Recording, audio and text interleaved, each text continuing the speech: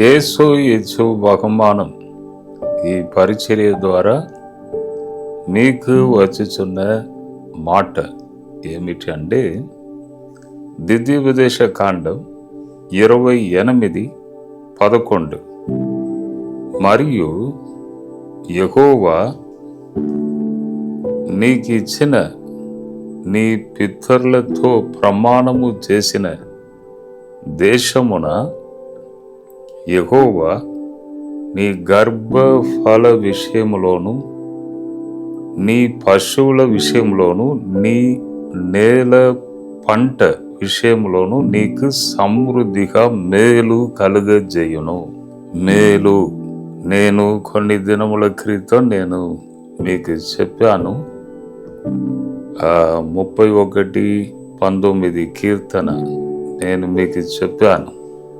దాచి ఉంచిన మేలు, దేవుడు మనకు దాచి ఉంచిన మేలు సరి అయిన టైంలో మనకి ఇస్తాడని చెప్పాను. చూడండి, ఇక్కడ ఏమున్నది?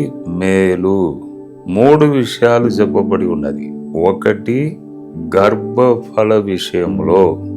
గర్భఫలం ఎలా వచ్చింది?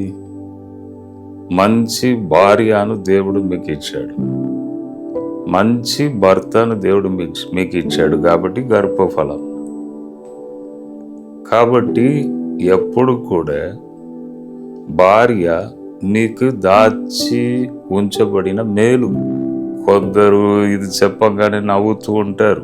ఇప్పుడు యూట్యూబ్లో కూడా ఈ చిన్న చిన్న షార్ట్లో జోక్స్ ఇలా నవ్వించడం, నవ్వుటకు ఇలా భార్య బాగా వేధించినట్టు భర్తను ఇలా, లేకపోతే భర్త మీద ఏదైనా ఇలా చూపిస్తూ ఉంటారు. ఎందుకంటే అందరూ నవ్వాలని. దాచి ఉంచిన మేలు అని చెప్తే మీకు కూడా నవ్వు వచ్చుచున్నది. ఏమో ఏంటిది సార్, దాచి ఉంచిన మేలు అంటున్నారు? భర్త, దేవుడు నీకు దాచి ఉంచిన మేలు అని అంటున్నారు. భార్య దాచి ఉంచిన మేలు అని మీరు అంటున్నారు. ఏంటిది సార్? ఎప్పుడు వివాహం చేసుకున్నాను అప్పటి నుంచి నానా విధ బాధలు పడుచున్నాను, కష్టపడుచున్నాను, అయ్యో తట్టుకోలేకపోతున్నాను, భరించలేకపోతున్నాను, కుటుంబ భారం, ఇంట్లో సమస్యలు అని మీరు చెప్పవచ్చు. ఒక్కొక్కసారి దాచి ఉంచిన మేలు ఎక్కడ సార్? మేమే కష్టపడుతున్నామంటే మీరు ఇట్లా అంటున్నారని చెప్పవచ్చు. మీలో మీరు నవ్వవచ్చు. అవును, కానీ సత్యం ఏమిటి అంటే, దేవుడు భార్య, మీకు ఇచ్చిన భార్య దాచి ఉంచిన మేలే. భర్త మీ కొరకు దాచి ఉంచిన మేలే. అది మార్చలేం అంటే అది సత్యం, కరెక్ట్.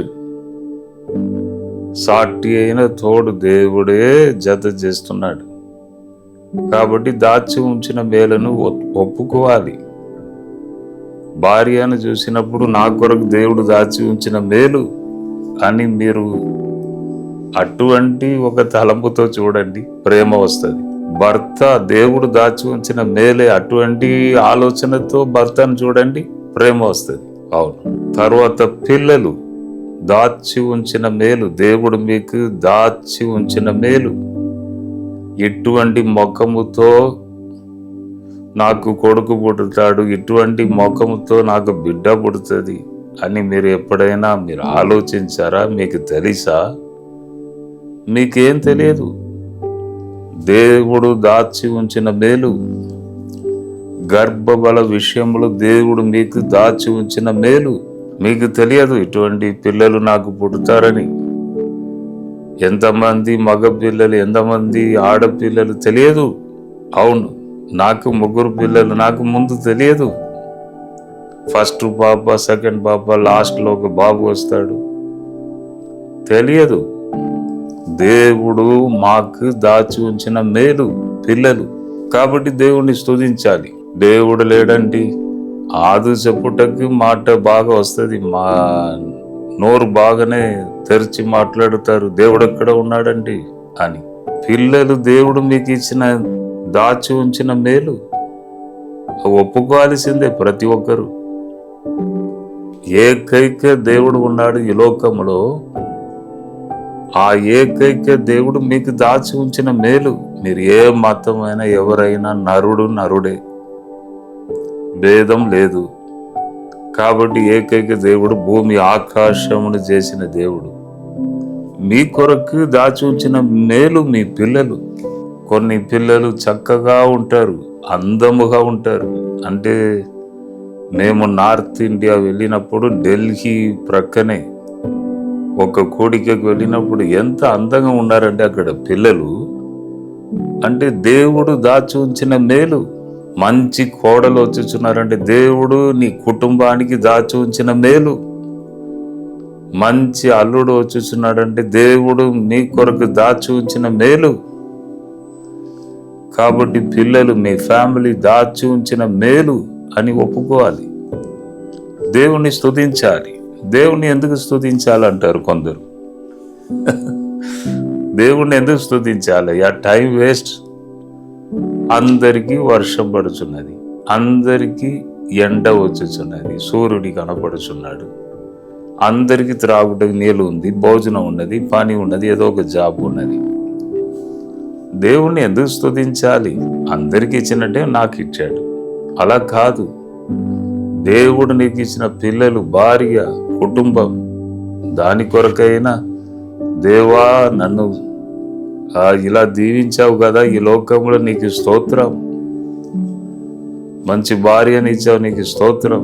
స్తుతించుటకి ఎన్నో ఉన్నాయి కారణాలు, మనం స్తుతించాలి.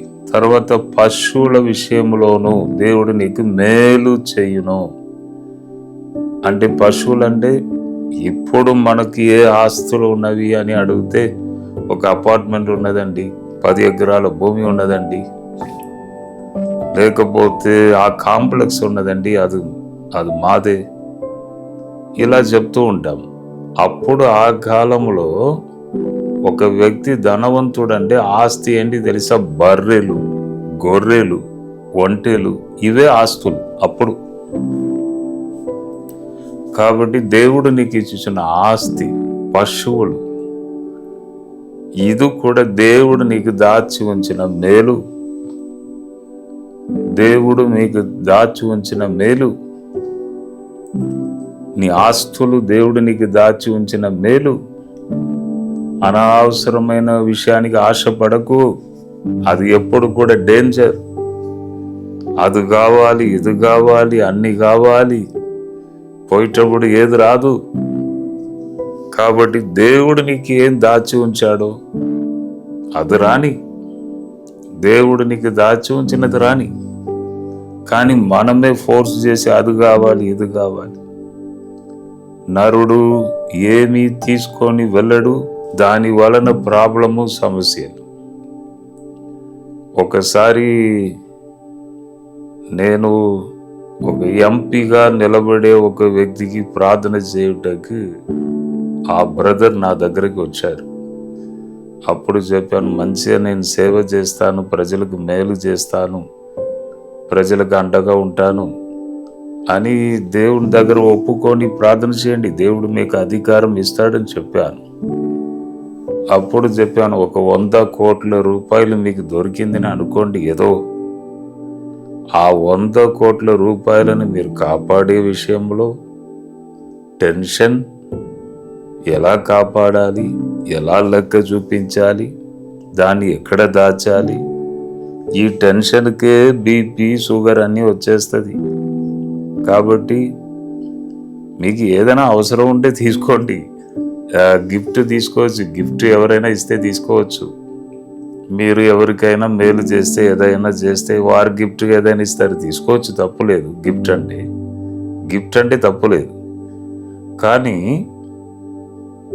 బాగా డబ్బు వచ్చి మీరు దానిని టెన్షన్ దాన్ని కాపాడే విషయంలోనే మీకు ప్రాబ్లం వచ్చేస్తుంది అని చెప్తే చాలాసేపు ఆయన కూర్చొని నవ్విండు, బాగా నవ్విండు.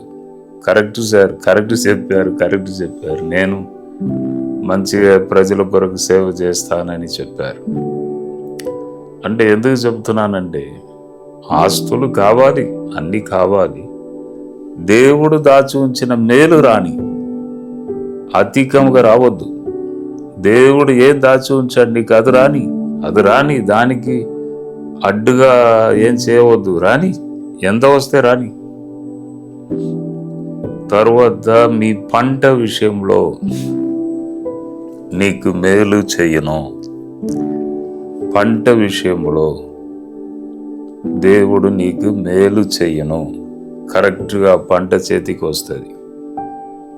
బాగా వర్షం పడి ప్రాబ్లం, గాలి తుఫాన్ ప్రాబ్లం, ఏదైనా సమస్యలు, హఠాత్తుగా వచ్చే తుఫాన్, ఇటువంటి ప్రాబ్లంతో పంట చేతికి రాకుండా పోవద్దు. కరెక్ట్ టైంలో సమృద్ధిగా పంట నీ చేతికి వస్తుంది. అదే దేవుడు నీకు చేసిన మేలు, దాచి ఉంచిన మేలు. ఎంత వస్తుంది ఆ దాచి ఉంచిన మేలు నీకు. కాబట్టి ధైర్యం తెచ్చుకోండి. ఈ దాచి ఉంచిన మేలు అని చెప్పాను. ఈ 3 విషయాలు చెప్పాను. ఫ్యామిలీ, ఆస్తి, పంట, ఈ 3 చెప్పాను. ఇది ఎవరికి దేవుడు దాచి ఉంచిన మేలుని ఇస్తున్నారంట? భక్తి భయం గలవారికి. దేవుని మీద భక్తి భయం. కాబట్టి దేవుని మీద ఉన్న భక్తి భయమును పోగొట్టుకోవద్దు. వాళ్ళు చెప్పారు, వీళ్ళు చెప్పారు అని చెప్పి దేవునికి దూరంగా పోవద్దు. ఆ భక్తి భయం ఎప్పుడు కూడా మీ మనసులో, మీ హృదయంలో ఉండని. అటువంటి వారిని దేవుడు ఎక్కువ ప్రేమిస్తున్నాడు. అటువంటి వారికి ఇటువంటి మేలు ఇస్తున్నాడంట. భక్తి భయం గలవారికి, దేవుణ్ణి మాటను శ్రద్ధగా విని దేవుణ్ణి మాట ప్రకారం చేయు వారికి దేవుడు తప్పకుండా మేలు చేస్తాడంట.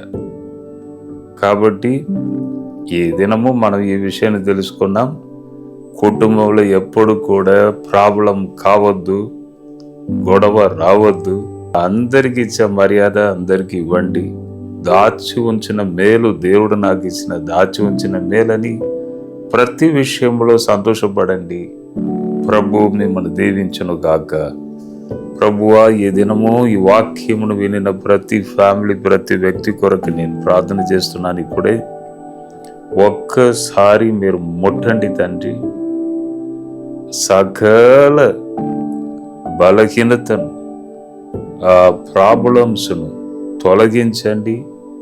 నెమ్మది దయచేయండి. ఈ దినము వారు ఎక్కడెక్కడ వెళుతున్నారో ఆ విజయం దయచేయండి, భద్రత దయచేయండి. మనసారా మేము స్తుతించుచున్నాం. దాచి ఉంచిన మేలులను మేము జ్ఞాపకం చేసుకుంటున్నాం. నిన్ను స్తుతిస్తున్నాం, మనసారా స్తుతిస్తున్నాం. ప్రభువా, దయచేయండి, కృప దయచేయండి. ఘనత మహిమానికి యేసు నామమున అడిగి వేడుకొనుచున్నాను తండ్రి. ఆమేన్. జడ్సన్ అబ్రహాం యూట్యూబ్ ఛానల్ని సబ్స్క్రైబ్ చేయండి. తర్వాత లైక్ చేయండి, షేర్ చేయండి. తెలిసిన వారు, బంధువులు అందరికీ చెప్పండి. వారు కూడా దేవుని మాటలను వినని, అప్పుడు ఆ బ్లెస్సింగ్ మీకు వస్తుంది. తప్పక మీరు దీవించబడుదురు. ప్రభు మిమ్మల్ని దీవించును గాక.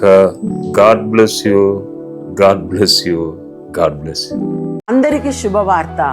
ప్రతి ఆదివారము 4 గంటల నుండి 6 గంటల వరకు కూడా వరంగల్లో గొర్రెకుంటలో గిఫ్ట్ ఆఫ్ జీసస్ వర్షిప్ సెంటర్లో ప్రార్థన కూడిక జరుగుతూ ఉంది. మీరు పాల్గొనండి, ఇతరులకు షేర్ చేయండి. ప్రభు మిమ్మల్ని దీవించును గాక.